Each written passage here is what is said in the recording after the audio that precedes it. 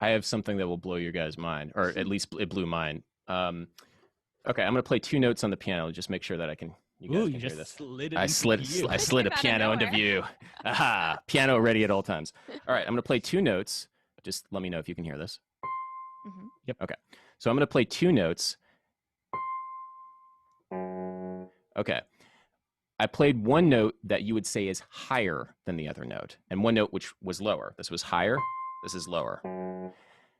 That is a metaphor. There is nothing actually in the sound that is high and low. If we think about what sound and pitch is, it's how fast a note is vibrating versus how slow a note is vibrating.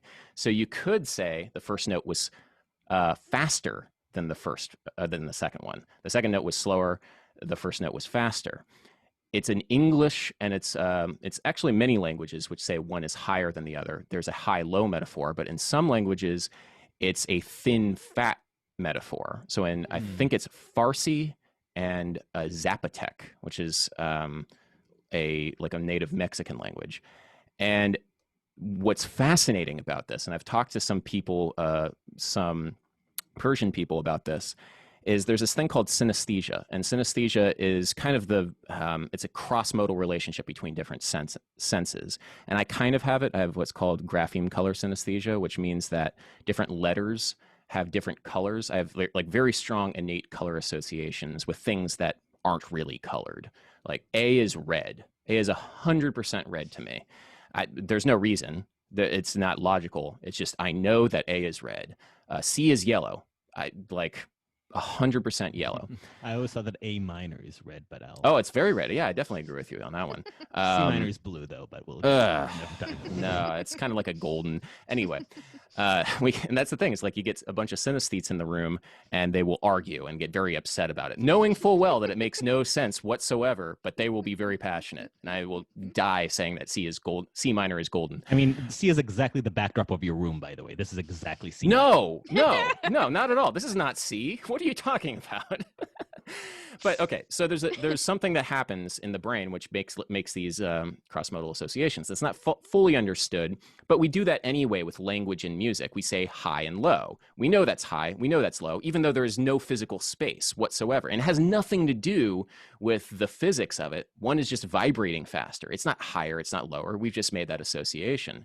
And in Farsi and Zapotec, it's thin fat, or like thin wide. And so what's interesting, and I've talked to a couple people with synesthesia who there's advanced forms of synesthesia where you literally have what's called a photism, which is you kind of have some kind of literal visual representation of the sound in your, basically your field of vision. And it's very rare, but it sometimes occurs with people with perfect pitch and synesthesia. Anyway, English speakers who have synesthesia will literally see higher notes higher in their field of vision and lower notes lower in their field of vision. Farsi speakers with synesthesia will literally see a thin note and literally see a wide note. Wow. So there's such a crazy correlation in the brain between language and that metaphor and the physical representation of another sense. And, I'm not a Sapir-Whorf guy, but I think that in music, there's definitely this relationship between the different ways different languages literally hear. I shouldn't say languages, different speakers of different languages literally hear music because of the metaphors they use to describe music. So we have thin fat for pitch. Okay, here's another one. This is a major chord. Typically, we are told that this is a happy sound. This is a minor chord. Typically, we're told that this is a sad sound. This is a very strong correlation between emotion and sound that we have in English. Can you tell me what the, I guess, emotional reaction you have to this sound is? What is the emotional reaction to that? It's a wiggle. I'm wiggling. Wiggle. Okay, yeah. So sometimes like this interval in music theory, we call this the augmented second, and traditionally this was used to affect the sound of Turkish Eastern, music. yeah, Exactly, yeah. So at least in the 19th century Europe, this augmented second really meant like it had a strong correlation between like the Orient. yeah, that's hardcore Edward Said right there. Yeah. So in North Indian classical music, that is part of a series of ragas that is meant to express devotion. And there's a very serious sense of devotion that's associated with that sound.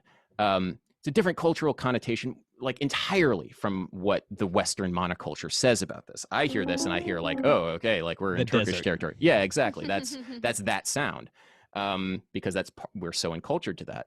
And so there's such a strong relationship between the sound and the words and the history of the culture that it's like it's immediate. It's so immediate. And so yeah, I mean, I found that really really interesting to be able to learn about these sorts of things, and I'm still learning about them honestly.